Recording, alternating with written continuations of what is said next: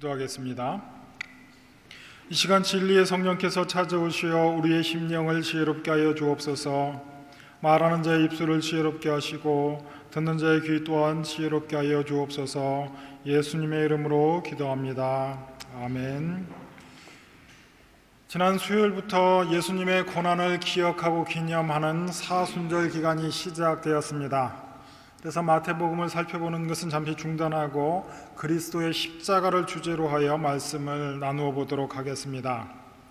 우리의 신앙을 기독교라고 이야기하는데, 기독이라는 말은 우리가 잘 알고 있듯이 구원자를 뜻하는 영어 단어 크라이스트를 한자로 음역한 것입니다. 우리 신앙인 이 기독교는 종교의 형태를 취하고 있지만 과연 종교라고 할 수 있을까 싶을 정도로 이상한 구석이 있습니다. 이 세상 사람들이 신이라고 믿는 존재 중에 그 어떤 신도 스스로 인간이 되어 인간을 위해 죽어준 신이 없기 때문입니다. 우리 기독교인들은 2000년 전 십자가에서 죽었던 그 예수님을 구원자로 믿는 사람들입니다. 그리고 성경은 이 땅에 오신 예수님의 사명을 십자가에 있었다고 증언합니다. 모든 기독교인, 모든 교회는 이 사실을 너무나 잘 알고 있습니다. 그런데 우리에게 너무나도 익숙한 이 사실이 얼마나 이상한 것인지 기독교를 전혀 모르는 사람들 입장에서 한번 상상해 보겠습니다. 그러니까 아시아 불교 문화권에서 교회를 한 번도 접해본 적이 없는 사람이 유럽 여행을 한다라고 한번 상상을 해 보겠습니다. 유럽 도시의 볼거리 하면 당연히 막트플라츠가 중심이 되고 그 안에 대부분 교회가 자리하고 있습니다. 기독교 문화와 교회 건축에 낯선 사람, 아시아에서 온 관광객이 시내 중심에 자리한 크고 화려한 돔을 바라보며 감탄할 것입니다. 자연스럽게 성당 안으로 들어가 황금색 십자가의 눈길을 빼앗길 수도 있을 것입니다. 이렇게 몇몇 교회들을 방문하다 보면 관광지 중심에 자리한 역사와 전통을 자리한 오래된 교회 건물의 공통점을 발견하게 될 것입니다. 대부분의 교회 평면이 십자가 모양이라는 사실을 알게 될 것입니다. 종교의식, 천주교 미사는 조금 더 구체적이고 시각적인 요소를 가지고 있습니다. 만약 기독교에 낯선 사람이 예배 또는 미사에 참여한다면 예배의 모든 순서가 예수님의 죽음에 초점을 맞추고 있다는 사실을 눈치채게 될 것입니다. 게다가 엉겹결에 성찬식에 참여한다면 빵과 포도주가 다름 아닌 예수 그리스도의 죽음을 기념하는 예식이라는 것을 알게 될 것입니다. 천주교 신자들은 떡과 포도주를 먹는 순간에 그것이 실제로 예수님의 살과 피가 된다라고 믿습니다. 그래서 그 교리를 몸이 실제 몸으로 변한다, 그래서 화채설이라고 이야기합니다. 성찬병과 포도주가 실제로 예수님의 살과 피로 변한다는 믿음 때문에 성찬 집례 시에 동그란 성찬병은 신자들에게 나누지만 잔은 나누어 주지 않습니다. 왜냐하면 혹시라도 떨어뜨리게 된다면 성찬병은 다시 주워 먹을 수 있지만 포도주는 그것이 되지 않는 까닭에 사제들만 잔을 받습니다. 하지만 이와 달리 개신교 신앙은 떡과 포도주를 상징으로 이해합니다. 상징은 실제는 아니지만 예수님의 삶과 고난을 기억하고 기념하며 그에 걸맞는 신자의 삶을 다짐합니다. 기독교를 알지 못하는 사람은 도무지 왜 이렇게까지 한 사람의 죽음을 기억하고 기념하는 것인지 이해하지 못할 것입니다. 또 처음 예배를 참여하여 설교를 듣는 사람은 다른 한편으로는 세상의 것을 헛되이 여긴다, 세상 지혜를 따르지 않고 십자가에 미련한 것을 쫓아간다는 말이 당황스럽기도 하고 도무지 이해할 수 없는 말처럼 들릴 것입니다. 십자가에 달려 죽은 한 사람 예수 그리스도를 향한 믿음 도무지 이해하지 못할 것입니다. 그 죽음을 의미하는 십자가, 참으로 이해하기 힘든 상징물이 아닐 수 없습니다. 왜 기독교인들은 그리스도의 십자가에 집중하는가? 이 질문을 받는다면 우리는 무엇이라고 답할 수 있겠습니까?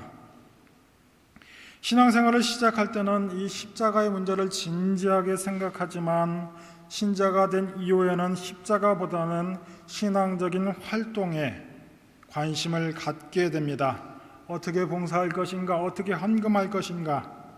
이러한 이유로 한편으로 십자가란 우리에게 아주 익숙하기도 하지만 다른 한편으로 우리는 십자가를 너무나 피상적으로 이해하고 있습니다. 그래서 신앙의 기초이면서도 동시에 전부라고 할 수 있는 그리스도의 십자가를 다시 한번 생각해보자 말씀드려 보는 것입니다. 모든 종교 내지는 눈에 보이지 않는 특정 이념에는 그것을 상징하는 상징물이 있습니다. 이러한 상징물은 개별 종교나 이념의 중요한 특징을 나타내곤 합니다. 이를테면 우리에게 가장 익숙한 종교로 불교를 들 수 있는데 불교는 연꽃을 상징물로 사용합니다. 석가탄신일 연등 행사를 떠올릴 수도 있고 연꽃 안에 자정에 있는 석가모니의 모습, 그림이나 조각을 우리가 쉽게 상상해 볼 수 있을 것입니다. 연꽃은 동이 터오를 때 그 꽃봉오리가 열리고 해가 질 때 닫히는 모습을 통해 탄생과 죽음, 순환을 알리는 상징이기도 합니다. 또는 진흙탕송에서 피어나는 아름다운 모습을 통해 어지러운 세상 가운데에 피어나는 어떤 종교적인 진리를 연상하기도 합니다. 기독교와 같은 뿌리인 유대교는 형상을 금하는 십계명 두 번째 계명 때문에 가시적인 표시나 상징물을 사용하지는 않지만 현대 유대교에서는 다윗의 방패 또는 다윗의 별이라고 이름하는 정사각형 두 개를 겹쳐진 육각별을 상징으로 사용합니다. 그것의 의미는 우리가 잘 알 수 있듯이 다윗의 나라는 영원하다, 다윗의 후손 가운데에 메시아가 나오리라는 믿음 때문입니다. 또 이슬람교는 초생달을, 그리고 공산주의는 통일된 모양은 없지만 낫과 망치를 포개놓은 모양을 상징으로 하여 농업, 공업, 노동과 노동자의 중요성을 강조하고 있습니다. 우리의 신앙인 기독교 역시 상징물을 가지고 있다라는 점에서는 예외가 아니지만 왜 십자가인가라는 의문이 남습니다. 처음 교회 공동체가 생기고 얼마 되지 않았을 때의 이야기입니다. 사도행전 11장 25절 26절 말씀입니다. 바나바가 사울을 찾으러 다소에 가매 만남에 안디옥에 데리고 와서 둘이 교회에 1년간 모여 있어 큰 무리를 가르쳤고 제자들이 안디옥에서 비로소 그리스도인이라 일컬음을 받게 되었더라. 그러니까 그리스도인이란 말이 생겨났을 무렵 기독교의 상징물은 아직 십자가가 아니었습니다. 불멸을 상징하는 공작새나 아니면 성령을 상징하는 비둘기, 승리의 상징인 월계관이 쓰였습니다. 또 더러는 지금도 사용되는 물고기 모양이 기독교의 상징물로 쓰였습니다. 그러다가 우리의 신앙의 선조는 예수님께서 이 땅에 오시기 오래전서부터 사용되던 사형틀을 기독교의 상징으로 삼았습니다. 이런 십자가를 통해서 오래전 기독교 신앙의 선조들은 예수님의 탄생이나 가르침, 성령의 은사를 기념하기보다는 예수님의 죽으심을 기념하고자 했습니다. 그래서인지 한국 장로교의 여러 교단, 이를테면 합동, 통합, 고신, 여러 교단의 로고 중심에도 십자가가 자리하고 있습니다. 이것은 장로교뿐만 아니라 감리교, 성결교, 침례교, 순복음, 오순전 관련 교단들도 마찬가지입니다. 그러면 이 언제서부터 이 십자가가 기독교의 상징물이 되었는가? 문헌 기록에 따르면 서기 100년 이후 십자가가 기독교의 상징물로 자리 잡은 것으로 보입니다. 그리고 100년쯤 더 지나 라틴 교부 터틀리안의 기록에는 이런 기록이 전해지고 있는데 제가 한번 읽어보겠습니다. 무엇을 이야기하는지 상상해 보십시오. 발걸음을 앞으로 옮기고 움직일 때에 들고 나갈 때마다, 옷을 입고 신발을 신을 때에, 목욕할 때에, 식탁에 앉을 때에, 등잔에 불을 켤 때에 우리는 이마에 십자가 표시를 그었다. 그러니까 성호를 긋는 행동이 200년 무렵에 보편화되었다라고 이야기합니다. 이 전통은 아직도 천주교 신자들이 따르는 전통입니다. 이렇게 하는 거 우리는 이상하다고 생각하지만 뜻은 이러합니다. 하나님은 위에도 계시고 아래도 계시고 우리 양옆에 계십니다. 이런 뜻입니다. 우리가 하지 않는다라고 해서 이런 행동을 미신적이라고 무시할 필요는 없습니다. 원래 취지는 모든 행동 가운데에 그리스도의 뜻을 따르겠다는 신자의 노력으로 볼 수 있기 때문입니다. 그래서 독실한 천주교 신자들은 중요한 일을 앞두고 성호를 긋습니다. 한 번은 천주교 신앙의 독실한 가정에 초대를 받아 식사를 한 적이 있는데 저에게 기도를 부탁했습니다. 기도가 끝나고 나니까는 이렇게 성호를 한번 긋고 식사가 다 끝난 후에도 이렇게 성호를 한번 긋는 모습을 보았습니다. 그리고 중요한 시험을 볼 때 시험지를 나눠주면 풀기 전에 한번 이렇게 긋고 또 다 풀고 나서 이렇게 한번 긋고 하는 모습을 봅니다. 물론 이 행동을 미신적으로 생각한다면 문제가 되겠지만 그것이 아니라 모든 일에 예수 그리스도의 십자가를 놓고 살아가겠다라고 하면 이 또한 의미 있는 일이라고 생각할 수 있습니다. 지금 십자가가 자연스러운 기독교의 상징이고 경우에 따라는 십자가를 장신구로 사용하기도 합니다. 하지만 초기 기독교인들이 신앙의 상징으로 십자가를 채택했다는 사실은 당시 사람들에게는 너무나 큰 충격이었습니다.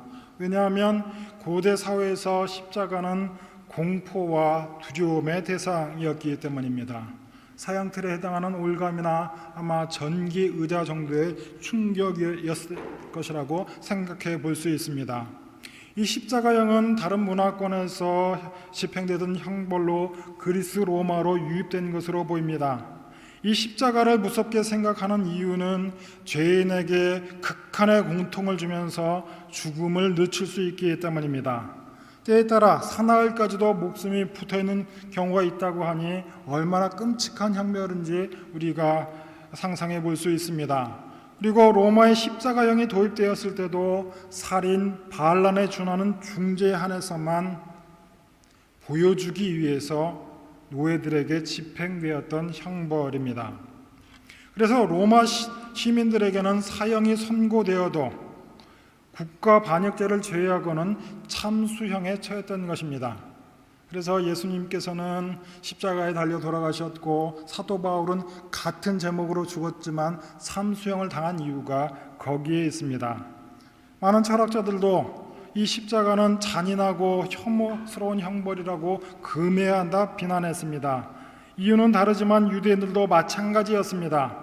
유대인들은 나무와 십자가를 구분하지 않은 까닭에 십자가에 달린 것은 나무에 달린 것과 다르지 않다라고 하였는데 이러한 사고방식의 근거는 신명기 21장 32절입니다. 나무에 달린 자는 하나님께 저주를 받았음이니라. 바로 이것이 유대인들이 예수님을 받아들일 수 없었던 이유이기도 합니다. 18절 말씀입니다. 십자가의 도가 멸망하는 자들에게는 미련한 것이요 구원을 받은 우리에게는 하나님의 능력이라. 23절 말씀입니다. 우리는 십자가에 못 박힌 그리스도를 전하니 유대인들에게는 거리끼는 것이요 이방인에게는 미련한 것이로되. 이런 바울의 말은 세상이 알지 못하는 비밀을 우리가 알고 있다라는 막연한 자부심이 아니라 당시에는 너무나 충격적이고 과감한 선언일 수밖에 없었습니다. 오늘 이 십자가의 의미를 살피기에 앞서 우리는 예수님 자신은 이 십자가에 대해 어떻게 생각하셨는가 먼저 질문해 보아야 합니다. 왜냐하면 우리가 예수님을 성자 예수님, 바로 하나님으로 고백하고 있기 때문입니다. 인간은 죄를 스스로 해결할 수 없고 하나님만이 죄를 해결할 수 있습니다. 만약 예수님께서 십자가를 모르셨다거나 수동적인 입장이 되었다고 한다면 예수님이 하나님이시라는 우리의 고백에 모순이 생기는 까닭입니다. 신약 성경에서 예수님께서 십자가를 어떻게 생각하셨는지 3번의 명백한 언급이 있고 최소 8번의 암시가 나타나고 있습니다. 이 시간에는 복음서 중에 연대가 제일 앞서는 마가복음을 중심으로 하여 예수님이 분명히 언급하신 부분에 대해서만 살펴보도록 하겠습니다. 예수님 일행이 가이사랴 빌립보에 이르렀을 때 예수님이 제자들에게 묻습니다. 사람들이 당신을 누구라고 생각하느냐 물으셨습니다. 제자들의 대답을 다 들으신 후에 그러면 너희들은 나를 누구라고 생각하느냐?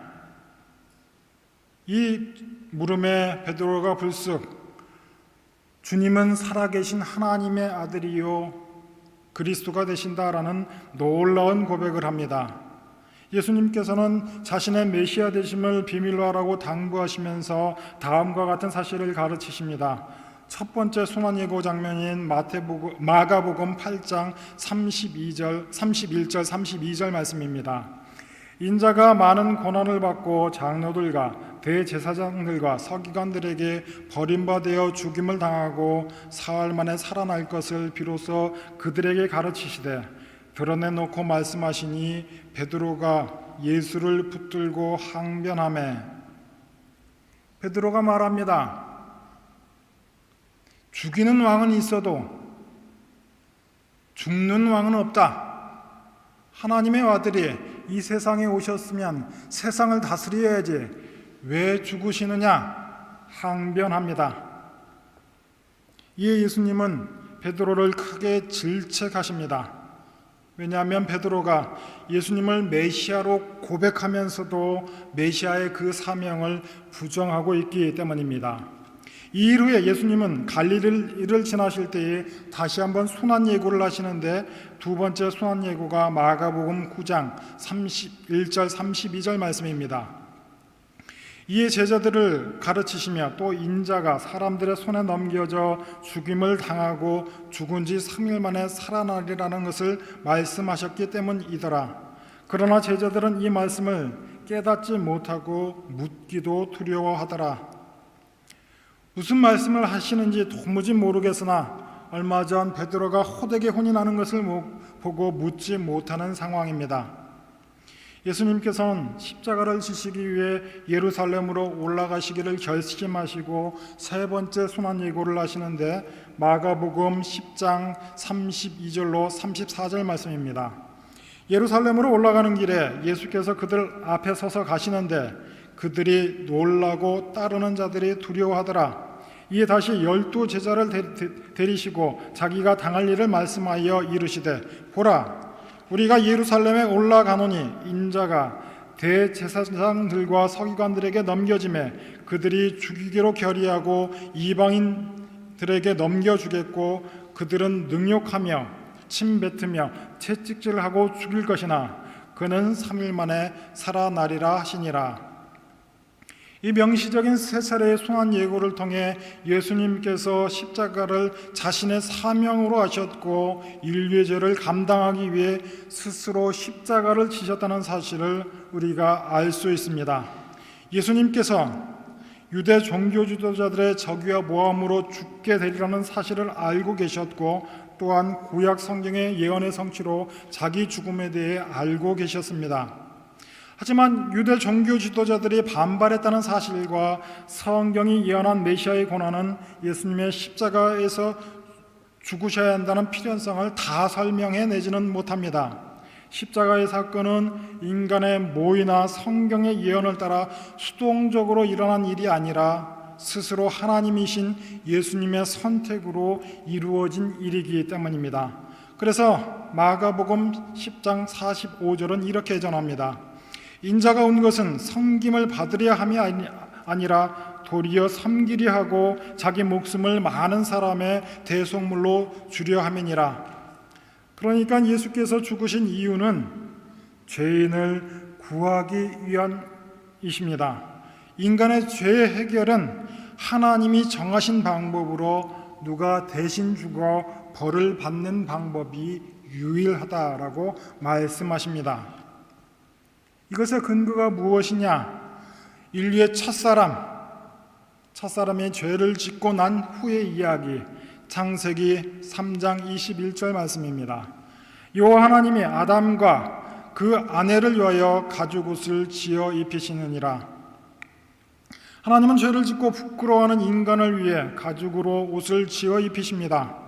보통은 예수 그리스도의 죽음을 예표하는 양가죽이라고 이야기하는데 성경은 무슨 가죽인지 이야기하지 않으니 알 수가 없습니다. 다만 우리의 마음 같아서는 다른 가죽이 아니라 뱀을 잡아 뱀 가죽으로 옷을 지어 주셨더라면 너무 속이 시원할 텐데 뱀 가죽은 아니었던 것 같습니다. 이 이야기의 핵심은 에덴 동산에서 최초로 인간을 위해 하나님께서 다른 생명체의 생명을 취하셨다라는 이야기입니다. 다름 아니라 인간의 죄가 하나님이 지으신 그 에덴 동산에 죽음을 불러왔다라는 이야기입니다. 우리 인간의 죄는 마땅히 대가를 치루어야 하는데 우리 예수님께서는 우리를 벌하는 대신 자기 자신을 스스로 벌하시고 우리 인간의 죄를 사하셨다. 이것이 바로 우리 신앙 고백인 줄로 믿습니다. 이런 고백을 하면 당연히 예수가 오래전에 십자가에서 죽은 것이 지금 나의 죄와는 무슨 상관이 있겠는가 질문하는 사람들이 있기 마련입니다. 이러한 질문과 의문은 오늘날 현대인들만이 제기하는 문제가 아니라 지금으로부터 2000년 예수께서 십자가에 죽으신 직후로부터 지금까지 이어지는 질문이고 이대한 설교가 내내 있었습니다. 그러나 시간이 지날수록 이 십자가의 의미는 교회 안에서는 희미해졌고 교회 밖에서는 왜곡되어졌습니다. 사도 바울 십자가를 가장 명시적으로 복음의 핵심으로 이야기하는 사람입니다. 바울은 고린도 교회에 편지하면서 고린도 교회 교인들의 행동과 그들이 갖는 자부심과 그들의 신앙이 서로 충돌하고 있는 모습을 염려했습니다. 바울은 고린도 교회 신자들에게 그들의 존재와 가치가 예수의 십자가 안에 있음을 분명히 전하고 있습니다. 그래서 오늘 성경에서 십자가의 도라는 말은 십자가 설교로 바꾸어 보면 그 뜻이 너무나 분명해집니다. 이 십자가 설교는 바울 당대에도 인기 있는 주제가 아니었으며 오늘날 교회 안에서도 인기가 있는 설교 주제가 아닙니다. 바울 역시 그 설교를 듣는 사람들의 노골적인 거부감, 적대감을 알고 있었습니다. 그래서 로마서 1장 16절에서는 먼저 이렇게 이야기합니다. 내가 복음을 부끄러워하지 아니하노니, 내가 안다. 복음에 부끄러워하고 거리껴 할 만한 요소가 있다는 것을 내가 너무나도 잘 안다. 그럼에도 불구하고 내가 복음을 부끄러워하지 아니하노니 이 복음은 모든 믿는 자에게 구원을 주시는 하나님의 능력이 됨이라. 먼저는 유대인에게요 그리고 헬라인에게로다. 바울이 이런 말을 하는 이유 있습니다. 십자가 불편하니 그런 이야기 그만하라는 비판을 염두하고 먼저 선수를 치고 있는 것입니다. 고린도전서 오늘 본문 말씀에 따르면 십자가에 처형된 메시아의 복음에는 세속적인 사람들과 세련된 사람들의 경멸을 야기하는 불편한 무엇인가가 있다. 이 불편함은 교회 밖 사람들뿐만 아니라 교회 안의 사람들, 특히 고린도 교회 신자들에게도 마찬가지였습니다. 이런 십자가 사건을 바울이 논리적이고 철학적인 말로 전하지 않는 이유를 17절에서 분명히 이야기합니다. 지혜로운 말을 앞세우다 보면 그리스도의 십자가를 무용지물로 만들 수 있기 때문이다. 18절에서 바울이 말하는 십자가의 도는 우리가 그렇게 중요하게 생각하는 복음의 다른 표현이기도 합니다. 십자가는 그리스도 예수가 죽었던 그 하나의 십자가를 이야기합니다. 복음은 철학이 아니고 그리스도의 십자가가 전부라고 바울은 이렇게 외치고 있습니다. 이 십자가의 도가 모든 사람들에게 깨달아지고 받아들여지지는 않습니다. 그래서 오늘 본문 22절, 23절 말씀입니다. 유대인은 표적을 구하고 헬라인은 지혜를 찾으나 우리는 십자가에 못 박힌 그리스도를 전하니 유대인에게는 거리끼는 것이요 이방인에게는 미련한 것이라. 바울이 초월자 하나님이 그 아들을 세상에 보내어 십자가의 대속의 죽음을 통해 인류의 영원한 구원을 이루셨다라고 했을 때에 지혜를 추구하는 헬라인들은 이 말을 도무지 이해할 수 없었습니다. 하나님의 아들이 가장 처절한 패배와 무능력의 상징인 십자가에 못 박혔다. 가장 잔인하게 처형된 죄수를 어떻게 하나님의 아들 구원자라고 할 수 있느냐?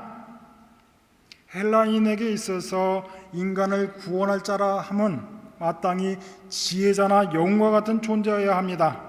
그런데 비천함과 무력함과 완전한 패배를 말하는 십자가에서 죽은 자가 하나님의 아들이라 구원자라는 사실을 받아들일 수가 없었습니다. 다른 한편으로 유대인들은 십자가에 달린 예수가 구원자라는 말을 어떻게 받아들였겠습니까? 바울은 유대인들을 향해 표적을 구하는 자라고 이야기했습니다. 예수님 공생의 기간에 표적을 구하는 바리새인들과 유대인의 모습이 바로 그것을 이야기합니다. 이 유대인은 오늘날식으로 이야기하자면 종교적인 인간, 신심이 가득한 인간을 대표합니다. 하나님이 보낸 구원자라면 마땅히 이적이나 신적인 행동을 나타내야 한다라고 생각합니다. 그런데 예수께서 십자가에 못 박혔다는 사실은 모순을 넘어 걸림돌이 될 수밖에 없었습니다. 앞서 말씀드린 대로 십자가형을 나무에 달린 자로 하나님의 저주를 받은 자라고 생각했기 때문입니다. 유대인들 보기에 예수님은 거짓 선지자, 거짓 메시아로 하나님을 욕되게 하다 율법을 따라 죽은 것에 불과했습니다. 표적은커녕 나무에 매달려 죽은 자를 메시아와 하나님의 아들이라고 말하는 그리스도인들을 핍박하고 죽일 수밖에 없었던 이유이기도 했습니다. 바로 지금 십자가의 도를 전하는 사도 바울에게는 아주 독특한 경력이 있습니다. 바울은 다메섹 도상에서 예수님을 만나기 전까지는 정통 유대교 랍비로 예수를 믿는 자를 핍박하고 저주하고 죽이던 자였습니다. 그러다가 다메섹 도상에서 빛으로 찾아오신 예수님을 만나고 다음과 같은 결론을 내렸습니다. 갈라디아서 3장 13절 말씀입니다. 그리스도께서 우리를 위하여 저주를 받은 바 되사 율법의 저주에서 우리를 속량하셨으니 기록된 바 나무에 달린 자마다 저주 아래 있는 자라 하였음이라. 바울은 이야기합니다. 모세의 율법을 따라 모세가 전한 대로 저 나무에 달린, 저 십자가에 달린 예수는 저주받은 사람이 맞다. 예수는 분명히 저주를 받았다. 하지만 그리스도의 십자가는 인류가 받아야 할 저주를 대신 받은 것이다. 예수님의 저주스러운 죽음이 죄와 죽음의 율법에서 우리를 구원했다. 바로 이것이 사도 바울의 결론인 줄로 믿습니다. 지난 수요일을 시작으로 사순절 기간이 시작되었습니다. 그래서 우리가 뒤로 미루어 놓았고 우리의 관심에서 멀어졌던 예수님의 십자가의 의미를 다시 한번 반추하는 기간이 되었으면 합니다. 그러면 십자가를 기억한다는 것, 무엇을 뜻합니까? 보편 상식의 눈으로 보면 예수님은 실패한 인생을 사셨습니다. 태어날 때부터 마땅히 누일 곳이 없어 마국간에서 나셨고 가난한 목수의 집안에서 자라셨으며 한평생을 목수로 사시고 다만 반년이 안 되는 짧은 기간을 하나님의 나라를 외치시다가 십자가에서 비참한 죽음을 맞이하셨습니다. 이러한 십자가는 우리 신앙의 출발점이 분명하지만 성경이 말하고 사순절을 기억해야 하고 기념해야 한다라는 이 말은 그저 2000년 전에 있었던 그 십자가 아래로 돌아가 그저 슬퍼하고 안타까워해야 한다, 이런 이야기를 하고 있는 것이 아닙니다. 다만 이 십자가를 믿음의 눈으로 바라보아라. 예수님의 존재는 하나님이 직접 인간이 되신 기적 그 자체가 아닌가?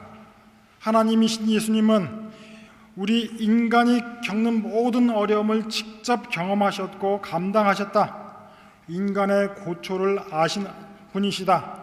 그런데 그분이 십자가에 죽어 우리의 살 길을 열어놓으셨다. 그런데 오늘 우리는 그 주님이 십자가 위에서 이루신 그 사랑의 근거에서 이 땅을 살아가고 있는가? 아니면 십자가를 모르는 세상 사람들과 같은 방식으로 경쟁과 싸움에 매몰되어 살아가고 있는가? 바로 사순절 기간 우리가 스스로에게 물어야 할 질문들인 줄로 압니다. 안타깝게도 우리가 살고 있는 이 시대는 십자가의 상징성마저 훼손되었습니다. 우리가 믿는 이 십자가는 권위나 권력의 상징일 수 없습니다. 십자가를 진다는 것은 나를 내세우고 자랑하는 것이 아니라 주님의 낮아지심을 닮아 모든 순간에 겸손해지는 것을 의미합니다. 우리가 세상에서 빛과 소금으로 살아낼 수 있는 그 능력과 자랑이 어디에 있습니까? 바로 이 십자가인 줄로 믿습니다. 믿음의 눈으로 예수를 보니 인생과 성공과 죽음에 대한 이해가 달라지게 되었습니다. 의사들은 죽음은 모든 것이 끝난 것이라고 선언하지만 예수께서는 십자가를 통해 죽음을 넘어서는 새로운 생명을 만드신 줄로 믿습니다. 바울이 십자가를 강조하는 이유는 그리스도 예수의 죽음이 없었으면 부활의 승리도 없었기 때문입니다. 예수께서 달려 죽으신 십자가는 아이러니하게도 부활의 가장 명백한 증거인 줄로 믿습니다. 이 사순절 기간을 지내며 다시금 십자가의 의미를 생각하고 우리의 신앙을 되돌아보고 각자의 자리에서 이 십자가의 능력에 잇대어 능력 있는 신자의 삶을 살아가시기를 주의 이름으로 축원합니다. 기도하겠습니다. 겸손히 낮은 곳에 오시어 십자가를 지고 가신 주님을 닮아가는 우리 모두가 되어지게 하여 주옵소서. 우리를 사랑하신 그 사랑을 본받아 세상 가운데에 빛과 소금으로 살아가는 아름다운 신자들 다 될 수 있도록 은혜 베풀어 주옵소서. 감사드리오며 예수님의 이름으로 기도합니다. 아멘.